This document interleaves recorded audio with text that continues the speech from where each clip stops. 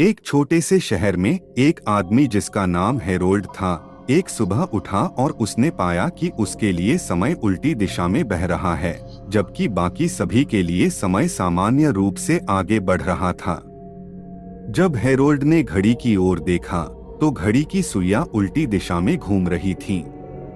उसके बाल जो सफेद हो रहे थे, धीरे धीरे फिर से काले होने लगे।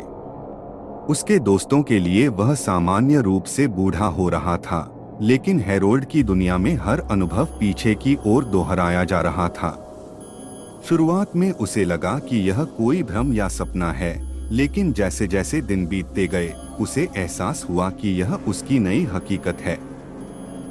वह हर दिन को पीछे की दिशा में जीने लगा। अपने दोस्तों से उसकी बातें विदाई से शुरू होती और अभिवादन पर खत्म होती। वह इस समय की उल्टी धारा को नियंत्रित नहीं कर सकता था और जल्द ही उसने पाया कि उसे पहले से पता होता था कि आगे क्या होने वाला है।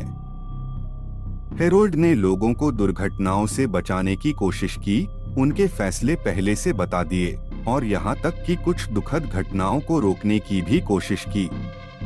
लेकिन जल्द ही उसे समझ में आया कि इस अनोखी शक्ति की एक कीमत है। हर बार जब वह किसी घटना को बदलता तो दुनिया खुद को फिर से लिखने लगती।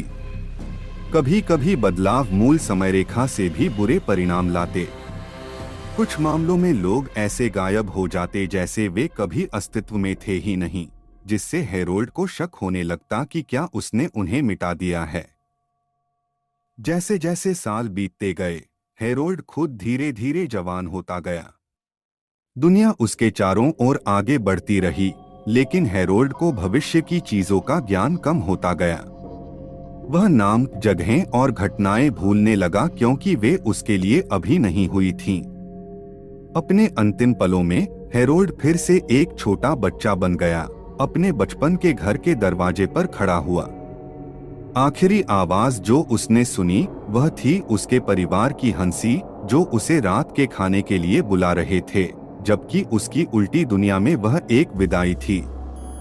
और फिर एक आखिरी सांस के साथ हेरोल्ड अस्तित्व से बाहर हो गया।